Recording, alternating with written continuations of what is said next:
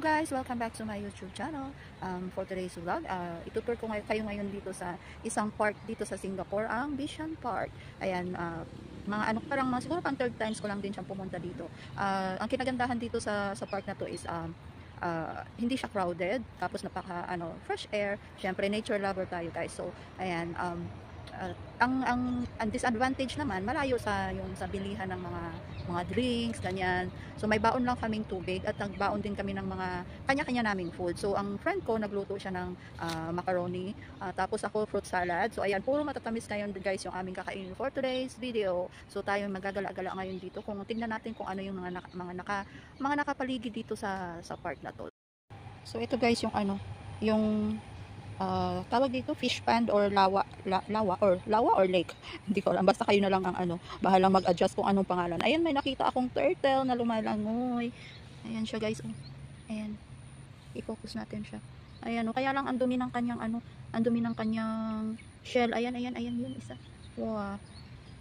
Siya, may red siya sa ulo, ganun pala yun yung pagong. Ayan. So ito guys, itong mga halaman na to, diba, is water lily. Ayun, may nakita akong mga small fish. Ayan, yun, ang dami pala. So, pero hindi yata pwedeng mamingwit dito. Ayan, madami pala siya. Kaya lang yung water lily is, madami sana siyang ayun, may mga bulaklak siya. Kaya lang, ang pagkaalam ko lang sa water lily, pagka morning lang siya namumulaklak. I mean, yung bumubuka yung kanyang bulaklak. Pero kagaya ngayong hapon, as of now is 3 something in the afternoon. So, sarado ang kanyang bulaklak, guys. So, ayan. Tapos, meron siyang tulay-tulay effect doon para makatawid ka doon sa kabilang area na yon. So, ayan, napaka nature ang kanyang dating nitong park na to. So, ayan, may mga big stone na pwedeng upuan, guys. So, ayan. Ayan, balik tayo dito sa water lily kasi ang ganda ng niya.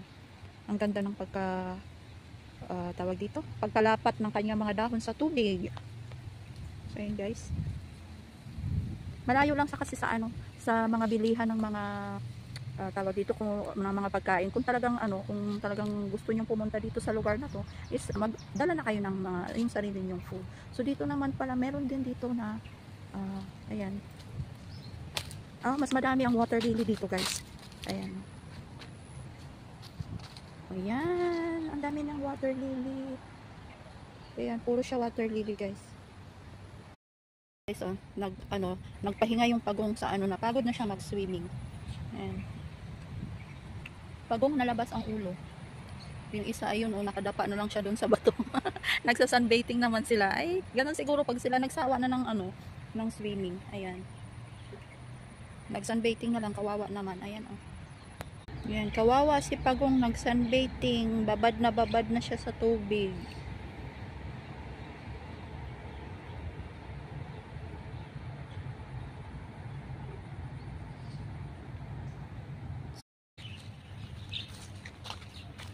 It's time to go home, guys. Ikutin ko lang ng isang ikot itong park na ito.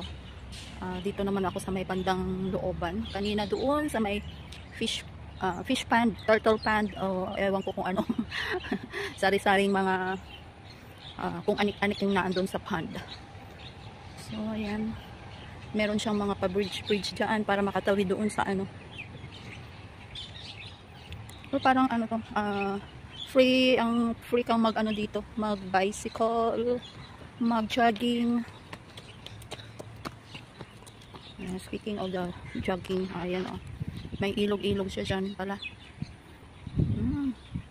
Napakalawak. O, ayan, may manukan. O, diba? Buhay parang nasa probinsya ka lang. So, ayun. Sarap ng hangin dito, guys. Malayo lang siya talaga sa kabihasnan. Hindi naman kabihasnan. Hindi ko alam kasi palibhasa hindi ako taga dito. Kaya wala akong nakitang mga bilihan na mga convenience store man lang. Ganyan. Pero kung sa bus stop, ayun, medyo naman siya. Nasa tabi naman siya ng So, masarap tumira dito kasi malaki yung yung lalakaran mo na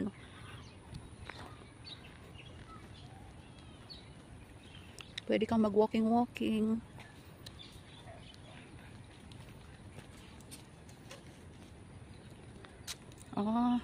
Meron pa pala doon sa bandang dulo.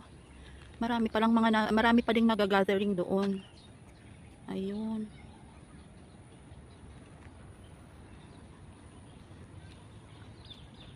So, napakalawak pala nitong ano na to.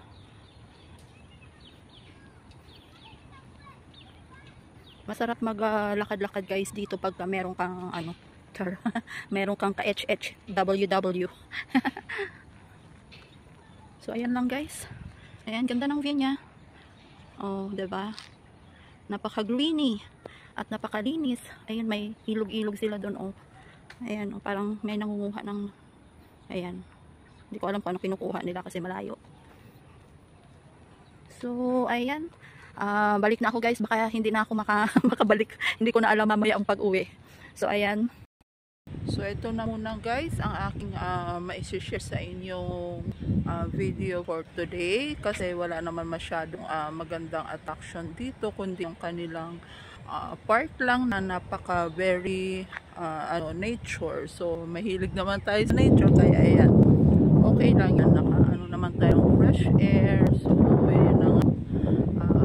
Dito na lang guys, at kung kayo ay bago sa aking channel, please subscribe, like and share sa mga videos ko guys, or i-hit nyo yung notification bell button para maka-update naman kayo sa aking susunod na mga videos. God bless, bye.